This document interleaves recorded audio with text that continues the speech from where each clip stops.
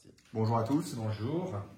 À 6 jours du déconfinement, où en sommes-nous actuellement au niveau des patients hospitalisés pour le Covid-19 aux hôpitaux du Pays du Mont-Blanc?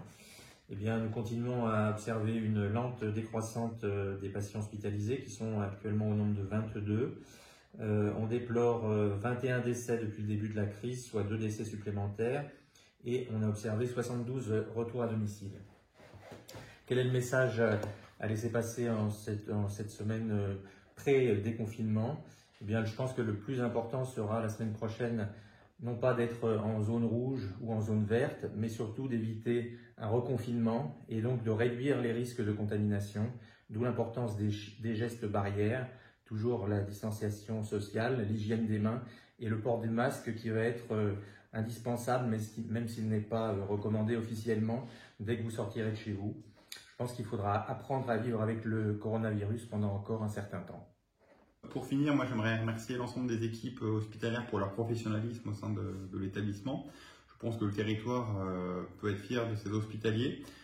Il va falloir que nous organisions les choses autrement pendant les prochains mois, c'est-à-dire organiser différemment les unités de soins pour conserver des capacités d'accueil des patients et des patients Covid avec le risque d'une seconde vague et des patients Covid moins, c'est-à-dire Covid négatif, avec là aussi le risque d'une seconde vague qui sera occasionnée par l'ensemble des patients qui ne se sont pas fait prendre en charge en temps et en heure.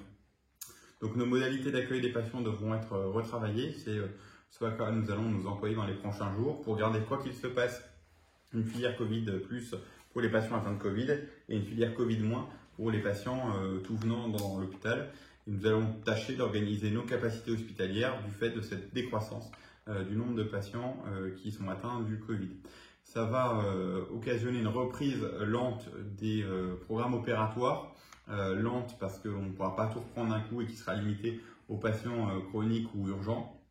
Et puis une reprise des consultations tout venant qui sera dans un premier temps, et comme on l'a déjà dit, surtout centrée sur les pathologies chroniques et les patients qui souffrent de ces pathologies, et puis les patients qui, encore une fois, ne peuvent plus attendre et décaler leur prise en charge.